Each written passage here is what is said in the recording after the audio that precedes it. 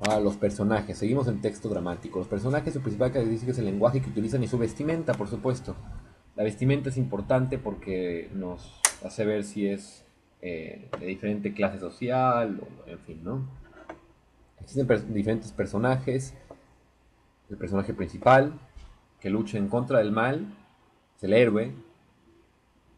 Ejemplo, Don Juan Tenorio. Bueno, este es un ejemplo de un héroe más o menos incierto porque Don Juan Tenorio no lucha contra el mal, de hecho al contrario, más o menos lucha de parte del mal y por eso en la obra en la obra original se va al infierno, pero en fin, generalmente el héroe es el que lucha contra algo, digamos mal, sino contra algo. Puede triunfar o puede perder y eso se vuelve como tragedia. Y un personaje generalmente es un personaje igual, no es el central, pero es inmediatamente el que le sigue, que es el antagonista, que es el que encarna esa parte con la que contra lucha. A veces hay antihéroes, en este caso Don Juan Tenorio es una especie como de antihéroe, héroe, en fin. Después, la tragedia, características, o sea, el texto trágico, o sea, el texto dramático, seguimos en lo mismo, tragedia de tragos, macho cabrío, porque se representaban con los griegos, representaban, este animal era representante de este tipo de fiestas. La forma dramática cuyos personajes se ven enfrentados de manera misteriosa, inexpugnable e inevitable contra el universo de los dioses. ¿Por qué dijimos tragedia? No lo vamos a confundir.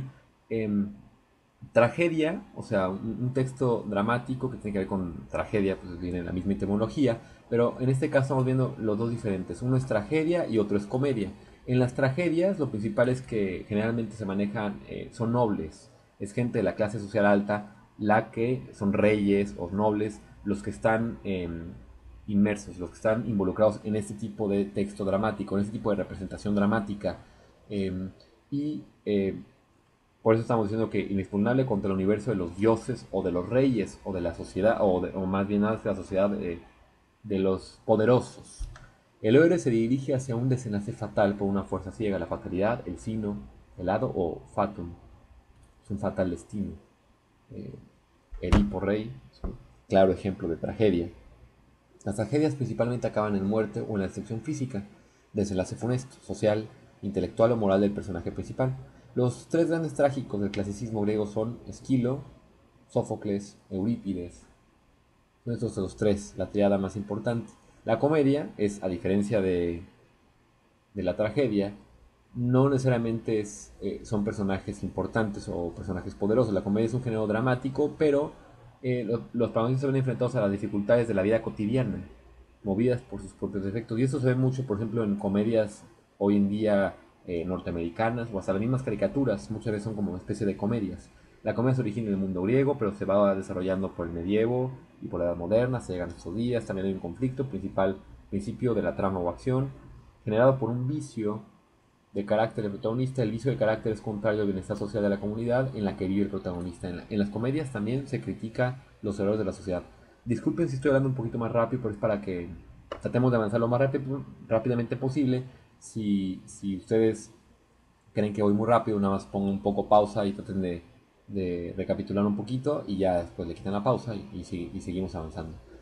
1.5 el texto poético. Ya acabamos el texto, acabamos de acabar el texto dramático, o sea, el texto teatral, ya vimos el texto periodístico, ahora vamos a pasar al texto poético, o sea, a los poemas. El texto poético pretende transmitir una sensación, un estado de ánimo. El poema, recuerden, no hagan mucho caso de 1.5.1, 1. Porque se van a ir confundiendo y no vale la pena. Nada más traten de tener nociones generales, pero bien asidas, no de aprenderse esto de memoria, sino tener buenas nociones generales y para que al momento de que vean el examen, de que enfrenten el examen, sepan resolverlo de la mejor manera. Análisis intratextual, o sea, al interior del texto poético. El poema está compuesto por versos, que son los renglones, con un número determinado de sílabas. Por ejemplo, hay un poema que se llama El perro cojo, que es muy bonito, de un español, y va así, ¿no? Con una pata colgando, son 8 sílabas. Despojo de una pedrada, aquí se juntaron, y no porque hay una regla que diga se juntan estas, simplemente porque al momento de pronunciarlo se juntan, sin que nos demos cuenta, el español mismo, o sea, al momento de hablar, nosotros juntamos muchas veces diferentes palabras. En este caso se juntaban de U y también por eso resultan ser 8 sílabas, no 9. Si dividiéramos esto sería 9, pero como en la vida real, o sea, como en el tiempo real, recuerden, en tiempo real, estamos juntándolas, entonces decimos, se toma como una palabra, perdón, como una sola sílaba. Despojo de una pedrada. Esto es una sinalefa. Hemos puesto videos, hay sinalefas, es una especie como de diptongo, pero entre dos diferentes palabras, ¿no? En este caso es de la preposición de, y una, que es un artículo indefinido. Pasó un perro por mi lado, y lo mismo aquí sucede, ¿no? Pasó un perro por mi lado, igual es son, ustedes mismos pronúncienlo y vean cómo se juntan, sin querer se juntan. Por eso hay personas, por ejemplo, que no hablan español, les cuesta un poquito más trabajo porque a veces no alcanzan a diferenciar las palabras, ¿no? Porque las juntamos, entonces, o viceversa, a veces nos cuesta un poquito más de trabajo entender otros idiomas porque las personas juntan automáticamente algunas palabras porque son vocales, en este caso son vocales, casi siempre las que se juntan, y no las podemos identificar bien tan fácilmente. Un perro de pobre casta. Aquí sí están divididas todas las sílabas como si fueran de diferentes palabras, bueno, como en cualquier palabra. Entonces estamos viendo aquí el análisis, estamos viendo el metro, o sea, la medida, ¿no? Las sílabas. Unión y separación de sílabas. La sinalefa es la unión de dos vocales de diferentes palabras formando una sola sílaba. Por ejemplo, veíamos a una, despojo de una pedrada. Veíamos a una paloma. También es una sinalefa. El hiato es la separación, así como hay un hiato en palabras, también hay hiato en los versos. Por ejemplo, el hiato es la separación de dos vocales de diferentes sílabas. Ejemplo, sin ninguna noticia de miado o contado te he. No, las separamos, y no porque sea por regla, sino porque nosotros mismos al momento de hablar le damos diferente separación automáticamente, sin darnos cuenta. Eso lo hacemos inconscientemente porque marcamos, porque están como acentuadas, aunque a veces no aparezca aquí el acento, las acentuamos fónicamente, las acentuamos realmente. Todos los versos son octasílabos, formados por 8 sílabas. El español, oxítona, paroxítona y proparoxítona. O sea, los versos acaban siempre en una... Ahorita lo vamos a ver con más detenimiento. Cuando acaba en aguda u oxítona, se añade una sílaba, además de contemplar sinalefas o hiatos. Bueno, veíamos a una paloma. Esto es una... Aquí más bien es... Disculpen. No, sí estaba bien. Oxítona es aquí. Por ejemplo, veíamos a una paloma. Acaba en grave. Paloma es una palabra grave. Pero aquí no, aquí acaba en aguda o noxítona. Morir bajo el rayo del sol. Aquí una sinalefa. Bajo el rayo del sol. Sol, aunque sea una sola palabra, al final de cuenta el verso acaba en una palabra, acaba como acentuamos la última sílaba automáticamente, no por regla, sino porque así se escucha. Entonces, ¿qué pasa en el español?